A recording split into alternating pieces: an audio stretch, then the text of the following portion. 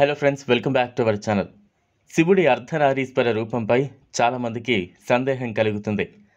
అయితే దీని గురించి వేదాల్లో స్పష్టంగా వివరించారు.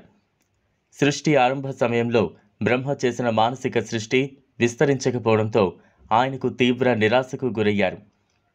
అప్పుడు మైథుని సృష్టి చేయమని ఆకాశవాణి బ్రహ్మను ఆజ్ఞాపించింది.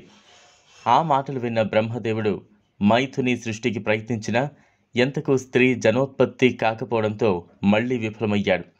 శివుడి అనుగ్రహం లేకపోతే స్త్రీ సృష్టి జరగదు కాబట్టి మహాదేవుని ప్రసన్నం చేసుకోవడానికి బ్రహ్మ కఠోర తపస్సు చేశాడు.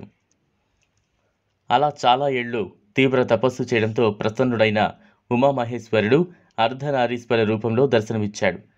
ఆదిదేవుని దివ్య స్వరూపాన్ని సందర్శించిన బ్రహ్మ పరమానంద భరితుడై సాష్టాంగ ప్రణామం చేశారు. వత్స, నీ మనోరథం నాకు అవగతమైంది. సృష్టి వర్ధిల్లాలన్న సంకల్పంతో నీవు చేసిన కఠోర తపస్సుకు మెచ్చాను. నీ కోరిక నెరవేరుతుందని చెప్పి శివుడు తన శరీరం నుంచి ఉమాదేవిని వేరు చేశాడు. ఆ తర్వాత శంకరుడి అర్ధాంగం నుంచి వేరుపడిన ఆది పరాశక్తి అమ్మకు బ్రహ్మదేవుడు సాష్టాంగ ప్రణామం చేస్తూ ఇలా అన్నాడు: సృష్టి ఆరంభంలో నీ ప్రాణనాథుడైన ఆదిదేవుడు నన్ను సృజించాడు. ఆయన ఆదేశానుసారమే సమస్త దేవతాది మానసిక సృష్టి చేశాను. అనేక ప్రయాసాల తర్వాత కూడా ఆ సృష్టిని వర్ధిల్లింపజేయడంలో నేను విఫలమయ్యాను.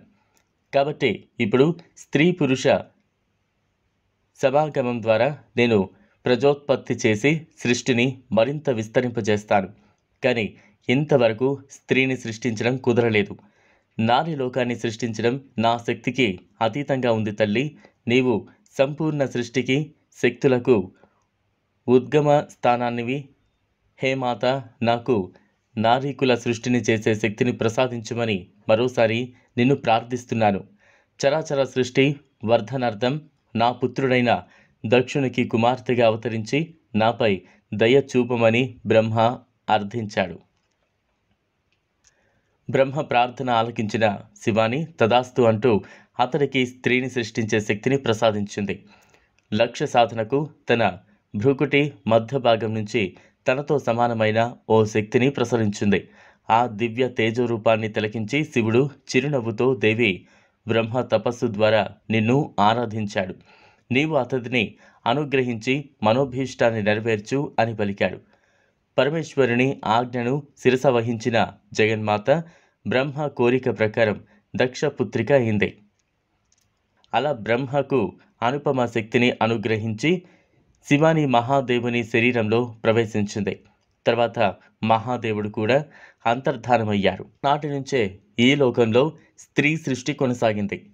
తన మనోరథంలో కోరిక నెరవేరడంతో బ్రహ్మ ఆ పరమేశ్వరుని స్మరించుకుంటూ నిర్విఘ్నంగా సృష్టిని విస్తరింపజేశాడు. అలా శివశక్తి పరస్పరాభిన్నులై సృష్టికి మూల కారణమయ్యారు.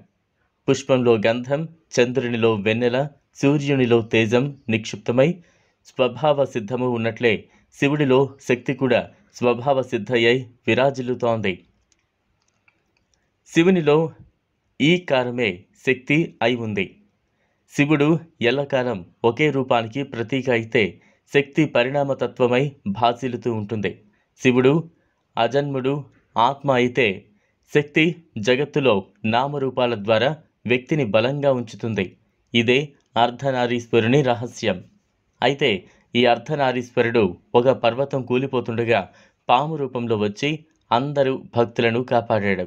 ఆ పాముకి 10 కంటే ఎక్కువ తలలు ఉన్నాయి. కాపాడిన తర్వాత అర్ధనారీశ్వర రూపం ఎత్తి అక్కడి నుంచి మాయమైపోతాడు. ఇక భక్తులకు దేవుడిపై నమ్మకం ఇంకా ఎక్కువైంది. దేవుడు లేనిది మనం ఎక్కడ చెప్పండి. చూసారు కదా ఫ్రెండ్స్, ఇది వాళ్ళ వీడియో. ఈ వీడియో కనుక మీకు నచ్చినట్లయితే లైక్ చేయండి, షేర్ చేయండి, ఛానల్ను సబ్స్క్రైబ్ చేసుకోండి. Thanks for watching.